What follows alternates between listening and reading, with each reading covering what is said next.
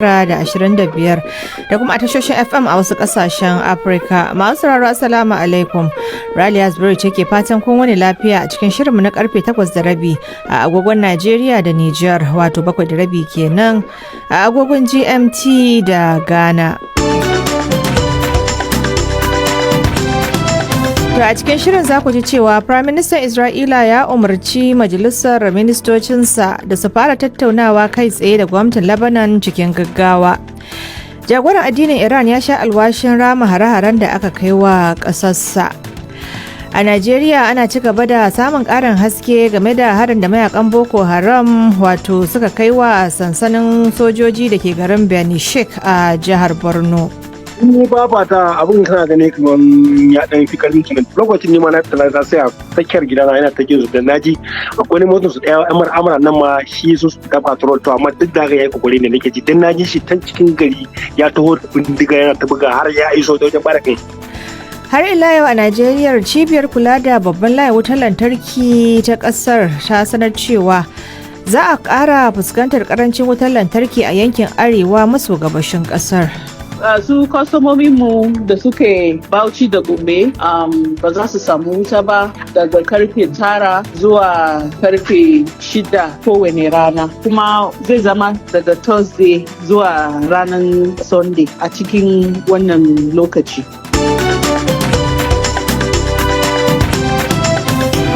Akwai kuma labarin wasanni da sauran rahotanni, amma yanzu ga Ahmed Kabo Idris da labaran duniya. Dakarun sojin Isra'ila sun ce sun kai hari wuraren da kungiyar Hezbollah ke amfani da shi wajen kai hare-hare a Lebanon. Wannan na zuwa ne ba da jimawa ba bayan Benjamin Netanyahu ya ce ya umarci majalisar ministocinsa da su fara tattaunawa kai tsaye da gwamnatin Lebanon cikin gaggawa. Wakilin BBC ya ce Mr. Netanyahu ya ce tattaunawar za ta mayar da hankali kan kwance ɗamarar Hezbollah da kuma kafa dangantaka ta zaman lafiya. Sai dai Isra'ila ta fuskanci suka sosai saboda hare-haren da ta kai a jiya Laraba, inda ma'aikatar lafiya ta Lebanon ta ce mutane fiye da 300 ne suka rasa rayukansu. Wani jami'in Lebanon ya ce gwamnatinsu na son a cimma tsagaita wuta kafin fara kowace irin tattaunawa da Isra'ila.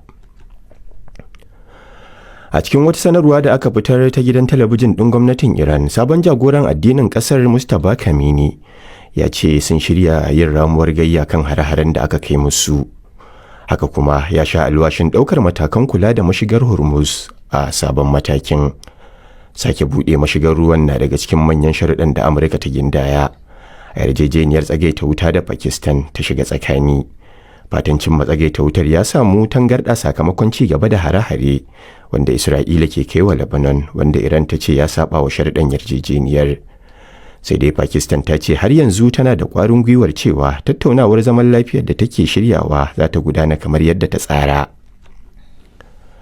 Shugabar asusun bada lamuni na duniya IMF Kristalina Georgieva ta ce za ta rage hasashen bunƙasar tattalin arzikin duniya saboda yakin gabas ta tsakiya. Ta ce ko da a mafi kyawun hasashen da asusun ke da shi hauhawar farashin makamashi da lalacewar ababen more rayuwa da tangarɗar samar da kayayyaki da kuma raguwar amincewar kasuwanni na ci gaba da illata tattalin arziki. I appeal to all countries to reject. Kristalina ta ce tana kira ga kafatanin kasashen duniya da su guji ɗaukar matakin sarrai saboda buƙatar kai kaɗai. Asusun na IMF ya ce yana sa ran samar da taimakon gaggawa na kuɗaɗe da zai kai har dala biliyan 50 ga ƙasashen da yakin ya shafa. To labaran duniyar na zuwar muku ne daga nan sashen Hausa na BBC. Uwar gidan shugaban Amurka Melania Trump ta ƙaryata zargin cewa ta taɓa yin wata alaƙa da margayi Jeffrey Epstein da aka samu da laifin cin zarafi ko abokiyar aikinsa Ghislaine Maxwell. A cikin wata sanarwa da aka fitar, Mrs. Trump ta bayyana cewa jita-jitar da ake danganta ta da attajirin ta ƙarya ce kuma an ɓata mata suna. Haka kuma ta ƙaryata rahotannin cewa Epstein ne ya gabatar da ita ga Donald Trump. Ta ce ta fara ido biyu da Epstein ne a shekarar 2000 kuma bata taɓa sanin shi da wani laifi da yake aikatawa ba a lokacin. Uwar gidan shugaban ƙasar ta yi kira ga Majalisar Dokoki ta Amurka da ta bawa waɗanda Epstein ya cutar damar su yi magana a gaban jama'a. 'Yan sandan Venezuela sun harba hayaki mai sa hawaye domin tarwatsa ɗaruruwan masu zanga-zanga da suka fito kan tituna na babban birnin Caracas suna neman a ƙara musu albashi. Albashi a ƙasar dai ya yi ƙasa mutuƙa, lamarin da ya sa mutane da dama ke fuskantar wahalar rayuwa. Zanga-zangar na nuna yadda fushin jama'a ke karuwa a faɗin ƙasar sakamakon gazawar gwamnatin riƙon ƙwarya ƙarƙashin jagorancin Dikle Rodriguez wajen gabatar da tsare-tsaren tattalin arziki masu ma'ana. Sai dai a jiya Laraba ne Mrs. Rodriguez ta yi alkawarin kaucewa kurakuran baya, tana mai cewa Venezuela ba ta koma cikin matsanancin hauhawar farashi ba da kuma hijirar jama'a da aka gani a zamanin tsohon shugaban da aka hambarar a baya. To ƙarshen labaran duniyar kenan daga nan sashen Hausa na BBC. To madalla a gaida Ahmad Kabo Idris wanda ya karanto mana labaran duniya daga nan sashen Hausa na BBC.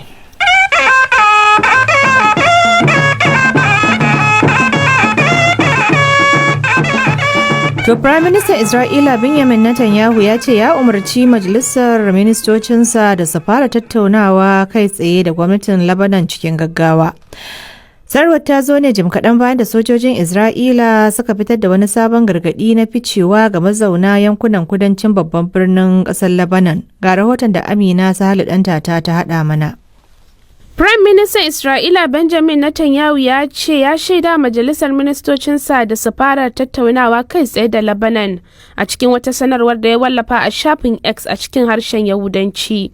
Ya ce ya buƙaci hakan ga majalisar ministocinsa a jiya bisa la'akari da kiraye-kirayen da ake yi daga Lebanon na buɗe tattaunawar kai tsaye. Ya ƙara da cewa tattaunawa za ta mayar da hankali ne kan batun kulla alaƙa ta lumana tsakanin Isra'ila da Lebanon. Shugaban ƙasar Lebanon Joseph Aoun ya ce mafita ɗaya tilo kan wannan yaƙi ita ce tsagaita buɗe wuta tsakanin Isra'ila da Lebanon, sannan kuma ya yi shawarwari kai tsaye a tsakanin su. Ya ƙara da cewa jami'an tsaron ƙasarsa suna ci gaba da gudanar da aikin su na tabbatar da tsaro duk da irin mawuyacin halin da ake ciki. Adadin waɗanda suka mutu sakamakon hare-haren da Isra'ila ta kai a Lebanon a ranar Laraba ya ƙaru zuwa fiye da mutane 300 a cewar ma'aikatar lafiya ta ƙasar, tare da jikkata mutane 1,150. A baya dai an bayyana cewa an kashe mutane 203 tare da jikata sama da mutane 1,000 a har-haren. Yanzu haka dai kasar Lebanon na zaman makoki bayan har-haren da sojojin Isra'ila suka kai kungiyar Hezbollah. Prime Minister Birtaniya Keir Starmer a wata hira da yi da tashar talabijin ta ITV ya ce a halin da ake ciki har-haren da Isra'ila ke kai wa Lebanon ba daidai bane kuma ya kamata a daina.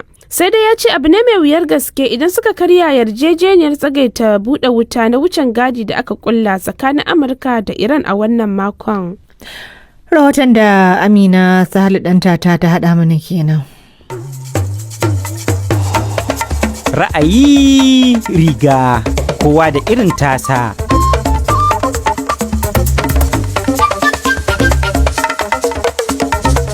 Bayan tsagaita wuta a yakin Amurka da Iran, wanda ya janyo toshe mashigar Hormuz, al'ummomi ciki hadda na Najeriya da Nijar na ci gaba da kokawa kan tsadar man fetur. Nan makwabtanmu Nijeriya sun ƙara kuɗin man fetur. Dole